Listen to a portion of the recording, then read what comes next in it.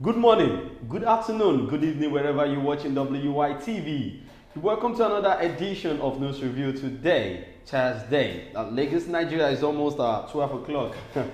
My name is Ahmed Abbas Olatunji, but you can call me Sidon J. And I'm in the studio with... I'm Ambassador Rochi Murilua, the son of the prophetess, the man who resembles Wiki. Always on.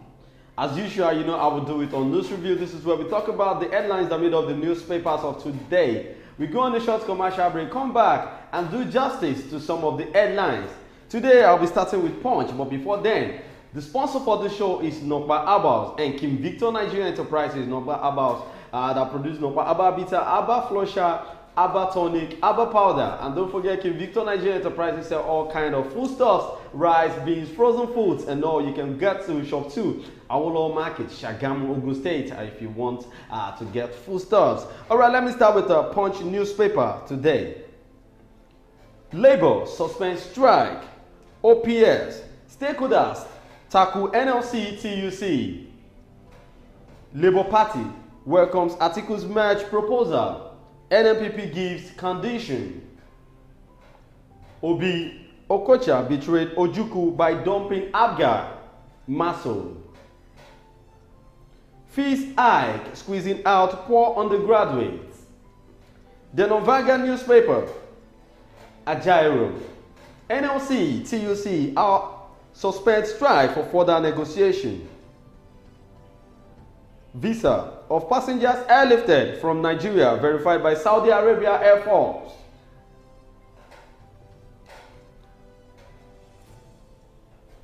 The soaring food prices drive inflation to 27.33%. Police arrest Ekiti pastor for alleged kidnapping of church members' children. Then on Daily Post newspaper, angry youth stone boo Governor Alia in Makurdi. INEC's integrity sinks further with controversial November 11 elections in Kogi, Imo. 30% minimum wage no longer acceptable. Can't take Nigerians anywhere. Abdulsalam begs Tinubu. These are the headlines that made up the newspapers of today. We're going on a short commercial break. Then when we're back, we'll talk more on some of the headlines. Stay tuned. Don't go nowhere.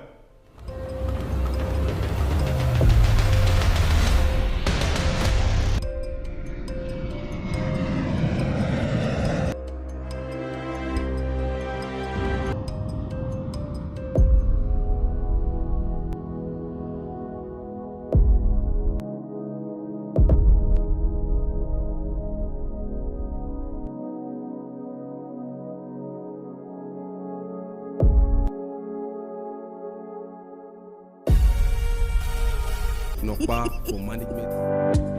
Kim Victor Nigeria Enterprises say make I give una this information. Una with the sell foodstuffs, with the sell noodles, with the sell oil. And one major distributor Honeywell, Golden Penny, King's Oil, Gino, and so on and so forth. And vanilla that she sort of buy. You feed the collect market, they pay for them small. Gbogbo àwọn tó ń bá wa dòwò pọ̀ àtàwọn oníbàárà wa náà jẹ́rìí wípé Kim Victor Nigeria Enterprises tested and trusted kò dẹ̀ sẹ́lẹ̀gbẹ́. Ó yá make una dey come to shop 2 Awolowo Market, Shagamu, Ogun State. As una dey buy una market, our motto don tanda gidigba to carry una load go una doorstep. And we no dey put extra charges. Kim Victor Nigeria Enterprises, fast and trusted.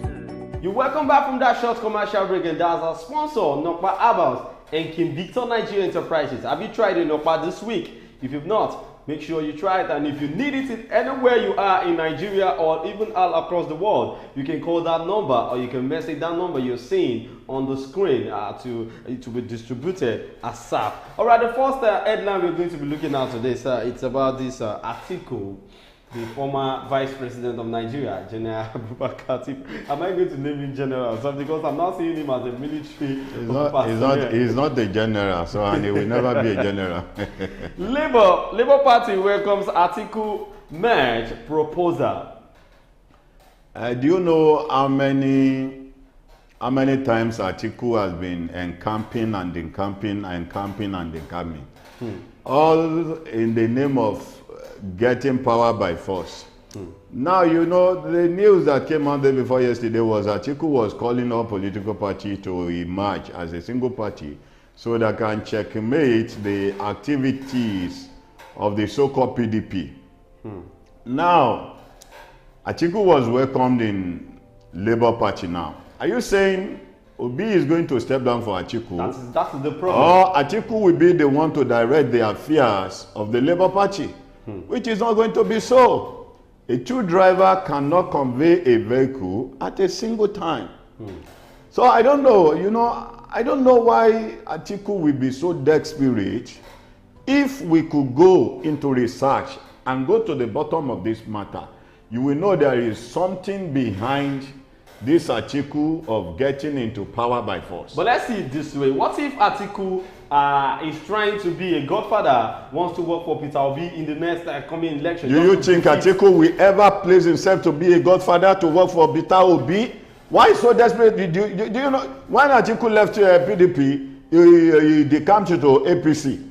When the chance was not given to him in APC, he had to decamp back to PDP. Do you know how many times he has been coming, going back, coming and going, coming and going? All for the sake of him becoming the president of Nigeria. He has been the vice president for good 8 years under the regime of President Olusegun, the former president of Nigeria. Olusegun Obasanjo. So what is the impact of Atiku when he was the vice president of Nigeria? The way Ashibajo did also was the way Atiku did. If not for Obasanjo that checkmated the activities of Atiku, Atiku would have been the one ruling the affairs of Nigeria then.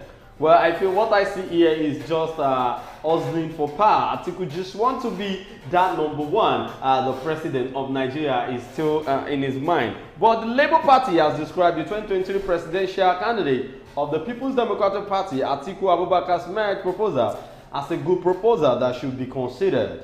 But the new Nigerian People's Party said it could only accept the proposal if Atiku will support a former governor of Kano State, Rabiu Kakanso, to wrest power from the ruling All Progressive Congress in 2027. Now, this is the problem here. You see, I know that at least a party that will merge with Atiku, they will have a condition to put down for Atiku. Now, if Kakanso could come out, I'm sure Kakanso will beat Peter Obi.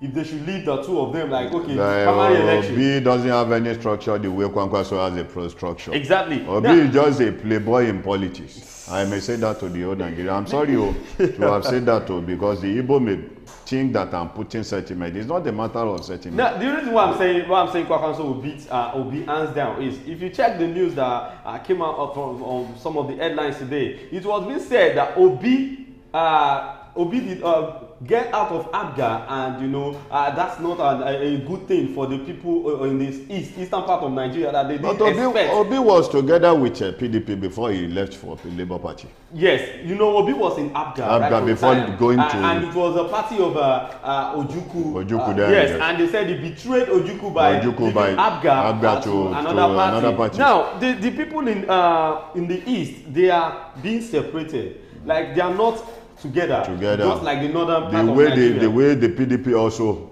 were being separated from each other. Exactly. Some people are behind Wike, while some are behind Peter Obi. Now, if Atiku wants to merge Kwankwaso and Peter Obi together with him, I don't know how they want to share. Maybe they are going to leave space for themselves. It's not going to work. It's not going to work. You could remember what Wike said when Atiku was running for the presidential candidate. Even before he runs for the presidential candidate. What Wike and the so-called the committee of PDP, the People's Democratic Party, what they agreed on was that let it be zoning. Okay. Let the presidential candidate let it come from the south, while the vice president candidate should come from the northern side of the country. Then the rest of the posts should be shared within the midst of themselves. At the end of the day, Atiku knows how to find his way by dollarizing the party. To give dollars to the executives that is going to vote them. That was how Atiku became the presidential party candidate for the PDP. Now, Wike now said, if you could emerge as the presidential candidate for the PDP, now the chairman of the PDP should resign, should step down, let somebody from the southern part of the country take over. They said no.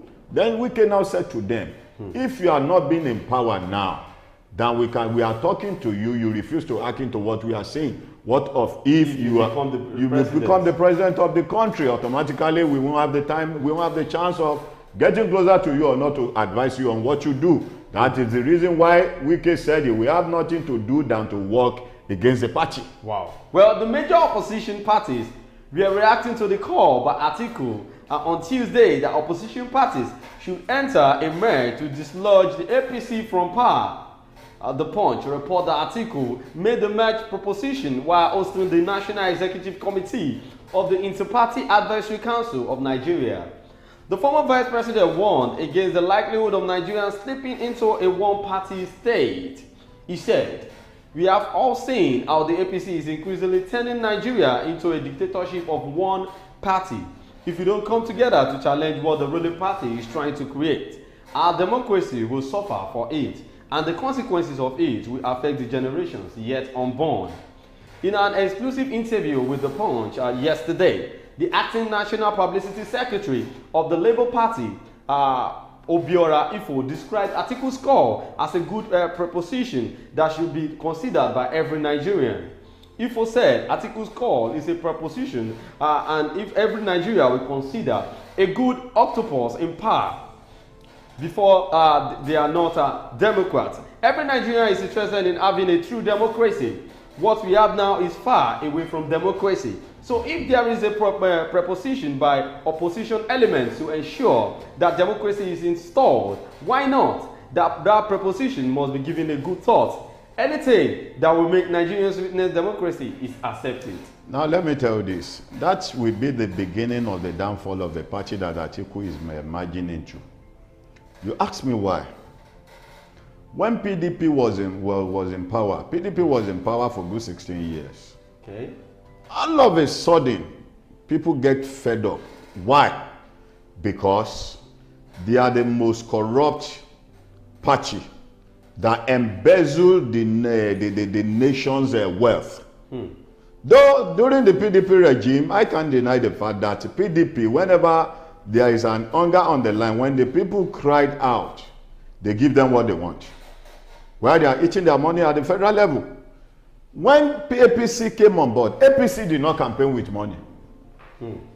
People were just tired about the so-called PDP. They voted Buhari willingly from the bottom of their heart. Hoping that Buhari will change. Buhari will change the whole decision, but Buhari got the whole situation, got it worse thing.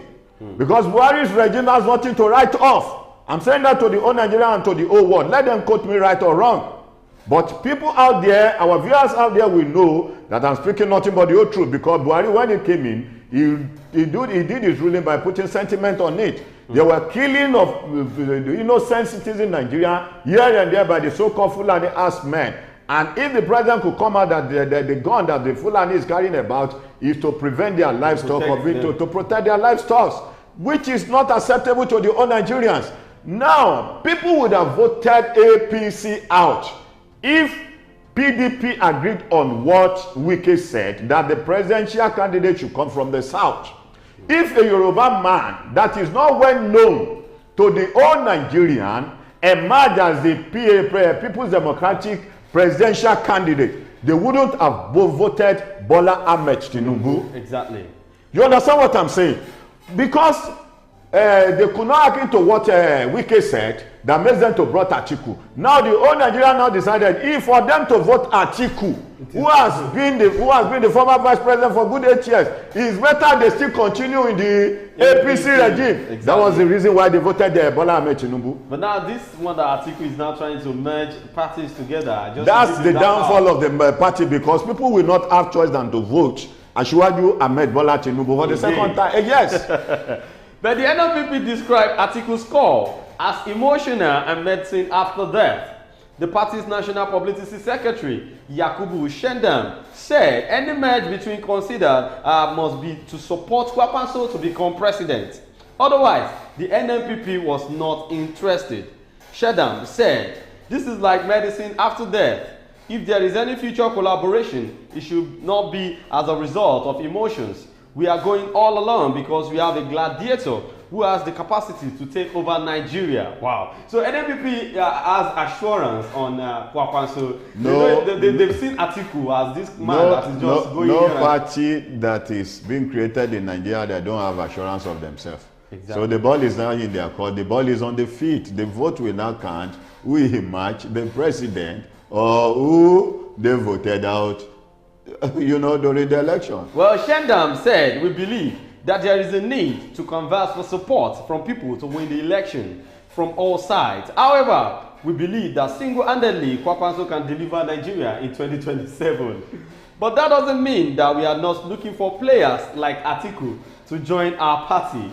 If there is going to be a merger, it should be with the NNPP because Atiku is now retiring, so he should support Senator Rabiu Kwakwanso. Except he's doing that. I love what NNPP is trying. I love the game they are trying to play here because they actually knew Atiku is a player and he just want to use, he want to step on them. Step on them to become what he wants to become, to fulfill his ambition. Well, so, sir, now, probably, I don't know, maybe Tinubu will just sit back and be watching the game they are trying to play because now I'm seeing this as Atiku trying to use the sense Tinubu used to win this election. What's the sense that Tinubu used? Thank Did you so they much. really match political party together? This is not a matter of imagine. Like if Kwakwanso and Tinubu are somehow close, and maybe if Kwakwanso worked with Atiku should have emerged as Nigerian president. Listen, let me tell you this. No matter how, let Atiku gather the party of the whole Nigerian together.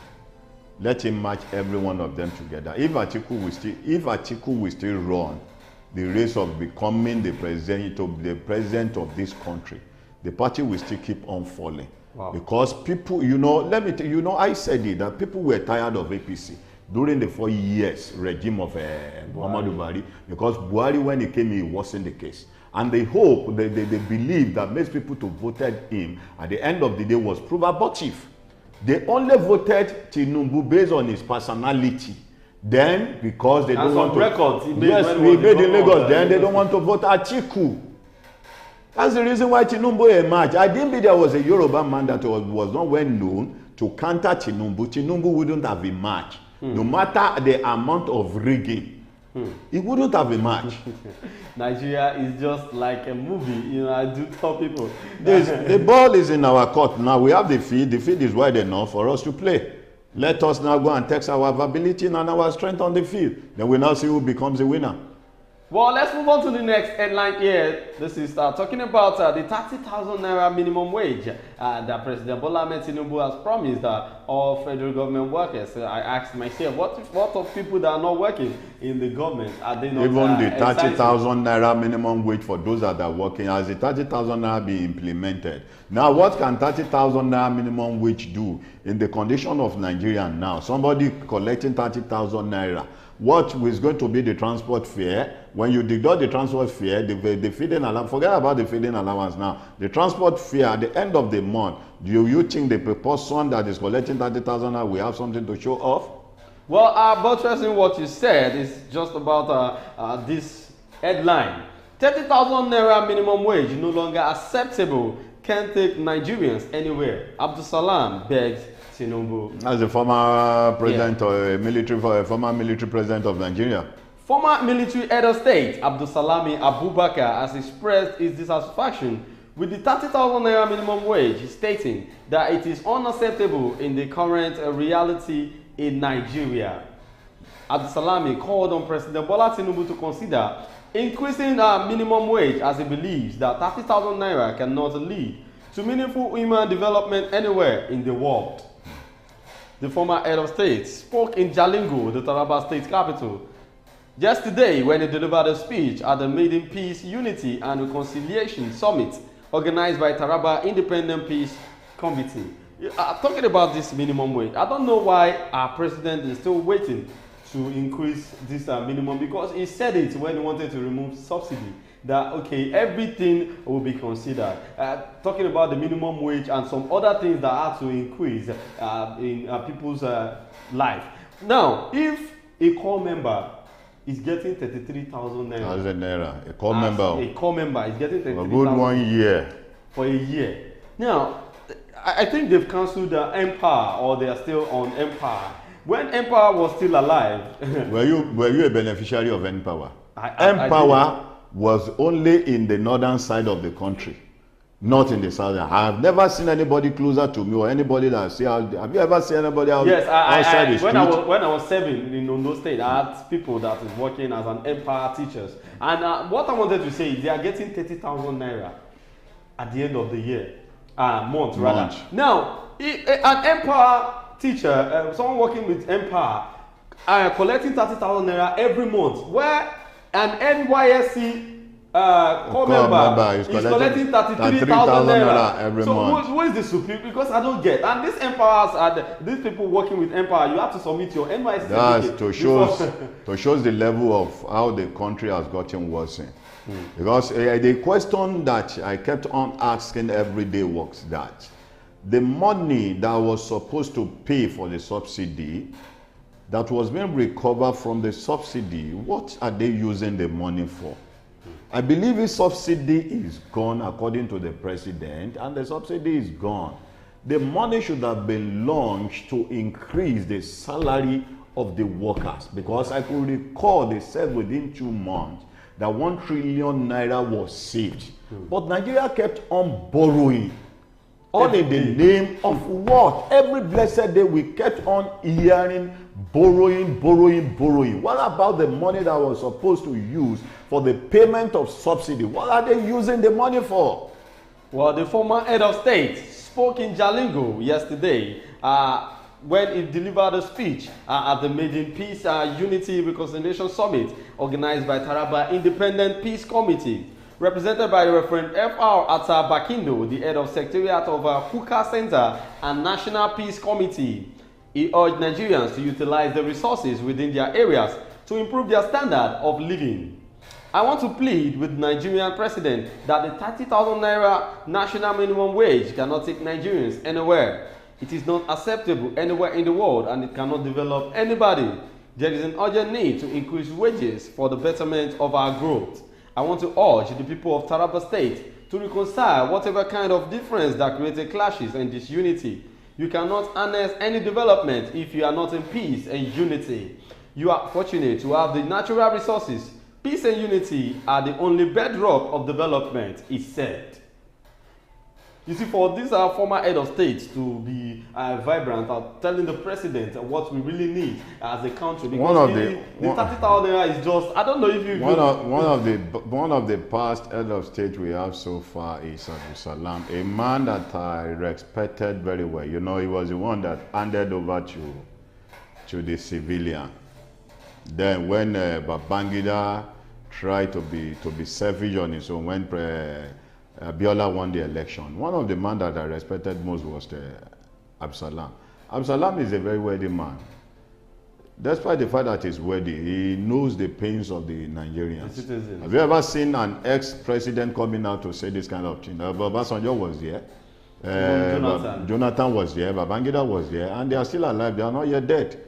Now, a man who was very vibrant and active could come out to plead to the president, a present president, that 30,000 naira has nothing to do in the life of so-called Nigeria. If you said you want to fight poverty, that poverty during your own time is going to be a thing of the past. Well, let's move on to the next headline. You know, I know the president is watching and is listening to every cry of Nigerians, and will surely do something about the minimum increment on minimum wages. But the next one we are going to be talking about is a fees hike squeezing out for undergraduates. According to analysis and according to what we gathered, it was gathered that the students of Nigeria now, talking about the public school, I'm not talking about the private university here. Most public tertiary institutions in Nigeria, they are getting tired of being in school. Most students, because of the hike in school fee, is not giving them the ginger to be in class anymore. Because now everything is now getting worse.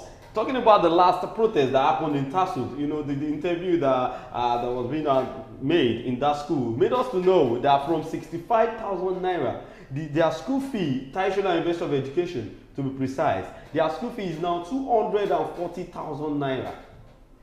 which is not supposed to, in this hard economy in Nigeria.